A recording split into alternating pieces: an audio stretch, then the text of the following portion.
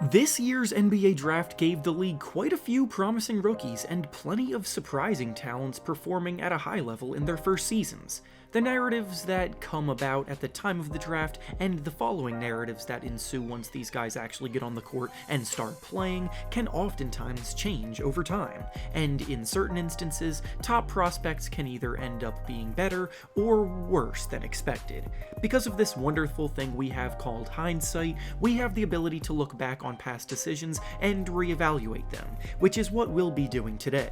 We'll be taking a look back at the 2021 NBA draft, and we'll be going over why 4 teams in particular may be a tad bit regretful when it comes to their selections based on a combination of the performance of their pick, along with some players they may have passed on outperforming their picks and possibly being a better fit for them in hindsight.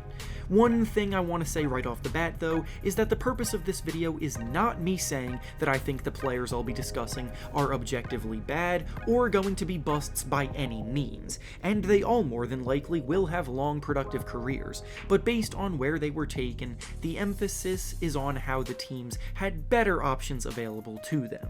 Before we start though, if you enjoy the content, make sure to like the video and subscribe to the channel, as not only does it help out a ton, but I'd also very much appreciate it. Now with that being said, let's begin. To start things off here, the first team we'll discuss that would probably take a chance at a do-over if given the opportunity in the draft is the Houston Rockets taking Jalen Green with the 2nd overall pick. At the time of the draft, there was a clear top tier of talent featuring 3 players, being Cade Cunningham, Jalen Green, and Evan Mobley. Those were the 3 players viewed as the ones above the rest. The order in which they stacked against each other, though, is where the debates ensued. In the eyes of most, Cunningham was the top pick, but there was a lot of back and forth about whether Mobley or Green should slide into the number 2 spot. The Rockets are the ones who had to make that decision, and they went with Green, which meant that Mobley would slip to the Cavaliers at 3rd overall, and now the Cavaliers are thanking their lucky stars that he did. The Cavaliers have been struggling ever since LeBron James left them for Los Angeles, but this season their fortune has completely turned around, and a lot of their success has been thanks to the presence of Mobley, who has helped them a ton defensively. Mobley is legitimately one of the best defensive players in the whole NBA right now, with elite shot blocking instincts and the ability to provide versatility when switching out onto perimeter players. And offensively, he's averaging a solid 14 points and 8 rebounds per game with a budding perimeter jumper that he's already showing confidence in. Mobley is the favorite right now to win Rookie of the Year, and could even find himself on an all-defense team as a rookie, which is a pretty damn good start to a career. Meanwhile, Green's season has been much more erratic. Jalen Green is averaging a solid 14 points per game, but he's shooting just 38% from the field and 28% from 3. Rookies in general do typically struggle with efficiency, but when you're a player like Green who was drafted to be a scorer by nature, it's a bit more concerning. As I said in the beginning of the video, this by no means is me saying that Green is a bust or anything close to it, and I still firmly believe he'll be a dynamic scorer in the league for years to come. But Mobley is the kind of player that impacts the game in so many ways on both sides of the floor that helps teams win, and he could have been the perfect interior presence to build around on a Rockets team that at the moment is pretty guard heavy. The next team we'll be discussing that may be regretting their selection from the 2021 NBA draft is the Orlando Magic for taking Jalen Suggs with the 5th pick. It's crazy to think that this selection would even be in consideration for a topic like this, yet here we are. Suggs was actually the player most people thought the Raptors were going to select with the 4th pick, so when they passed on him and he fell into the arms of the Magic at 5, they probably felt as though they had no choice but to take him. Despite using their 1st round pick on Cole Anthony a year ago, and still having Markelle Fultz, who was coming off of a promising season, the Magic chose to draft a 3rd young point guard to add to their core. Suggs was supposed to be the player with the highest floor and the most NBA ready, but he too is going through the typical woes of a rookie point guard.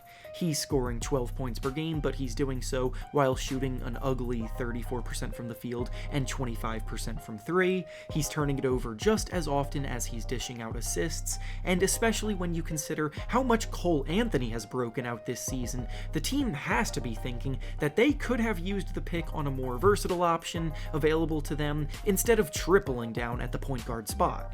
Speaking of versatility, the player with the very next pick happened to be Josh Giddey, a 6'8" player who can handle the ball with tremendous court vision and passing ability that also rebounds well for a wing player, while being able to play on the wing and point guard because of his size and skill set. In many ways, he provides the Magic with what they wanted Suggs to be, while being a bigger, stronger player that would probably have fit better into their long-term future. Luckily, the Magic had 2 top 10 picks, and they absolutely nailed their selection of Franz Wagner at number 8, so it's really not the biggest concern by any means. The next team probably regretting their selection from this year's draft is the Memphis Grizzlies, who took Zaire Williams at number 10.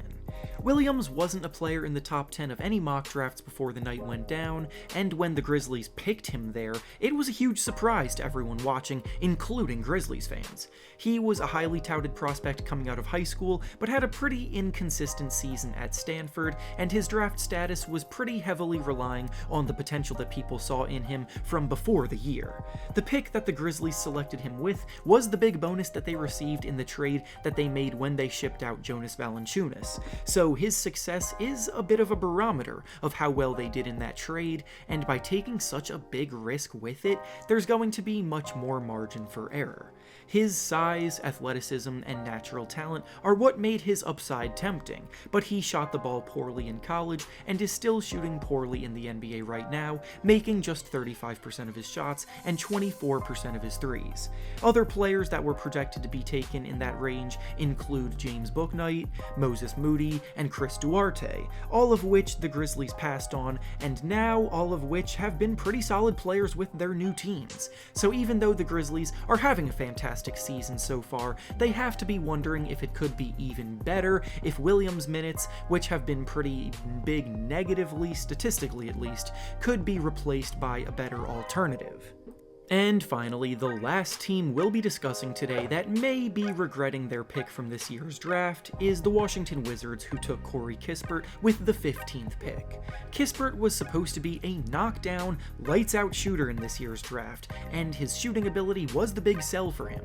So the fact that he's shooting an abysmal 26% from 3 so far this season for the team is pretty unfortunate. Kispert wasn't a lottery pick, but he was taken just outside of it, which still comes with expectations, and it's hard to justify a player who was drafted for one specific skill set when he's not even producing in that one area. To add insult to injury, the very next pick happened to be Alperen Sengun, who is having a phenomenal season in Houston and looks like he has all of the makings of one of the most skilled big men in the league one day, with his array of post moves, face-up game, and touch around the basket. Again, before I close out, I do want to reiterate that me identifying these players in this video doesn't mean they're bad at all, and you certainly shouldn't be giving up on them so early as rookies. I'm simply saying that there were probably better options available at each of these spots, given the circumstances in hindsight. And with that being said, that's all I have for you today. Make sure to like the video, subscribe to the channel, and comment down below whether or not you agree with these selections that I discussed. Thanks for watching, and I'll see you all next time.